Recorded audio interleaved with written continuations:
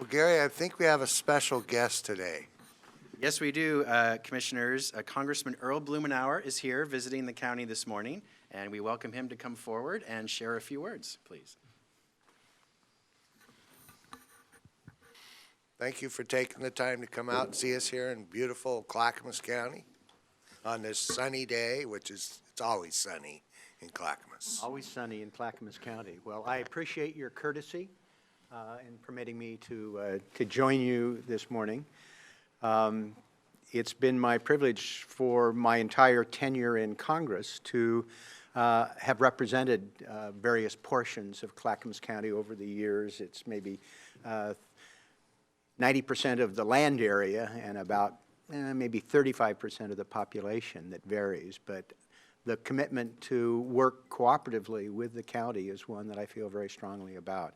I looked at the honor roll of commissioners over there, and over the years I've had the privilege of working with about 24 men and women who've occupied your roles.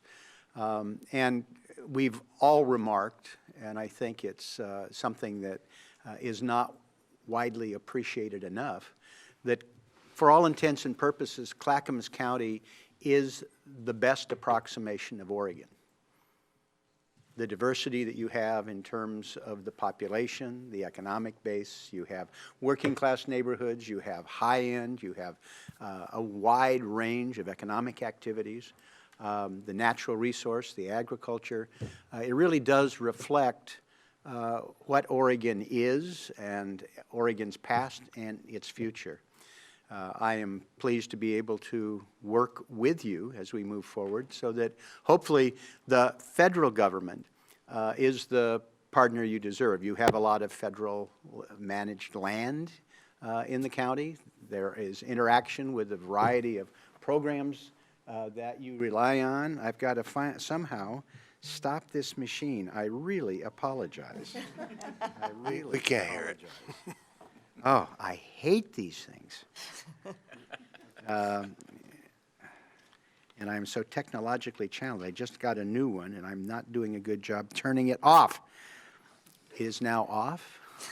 I apologize for my Star Wars ringtone. Oh, you don't have to apologize apologize to here. Big fan, thank you. Okay. On that note, I do apologize for the interruption.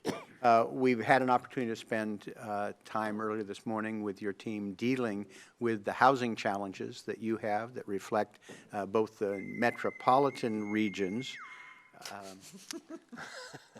Priceless. I thought I had it turned off. I apologize. I'll do that again. You share those challenges throughout the metropolitan area, and indeed it is a challenge nationally. That we have a housing crisis in virtually every community. I appreciate what you're doing as a county and individually to be part of a solution. And you've been working with your constituents to help understand the challenges and what we do cooperatively going forward.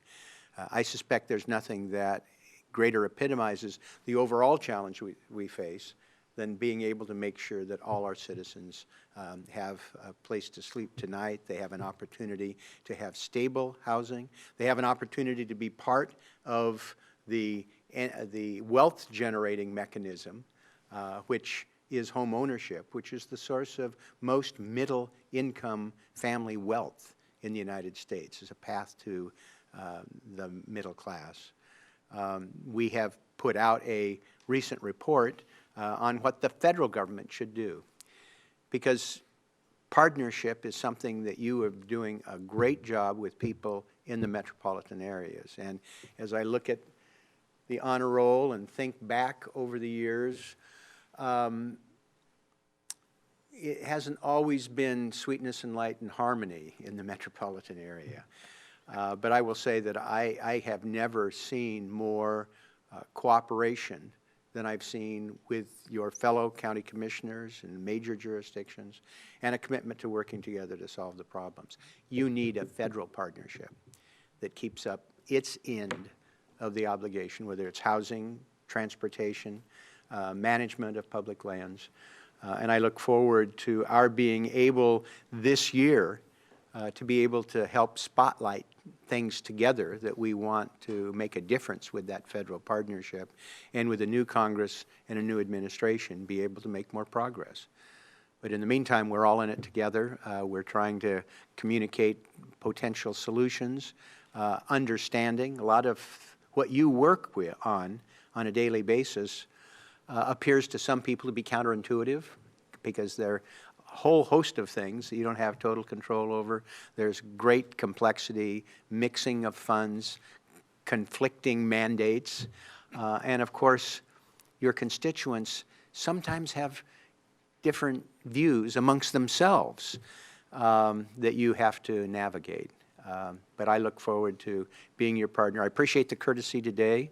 Look forward to moving from here over to the Falls and look at that exciting aspect of a project that has been waiting to be born. And I think you've been able to create the circumstances where we're finally going to recognize the potential down there. I think you wear a raincoat.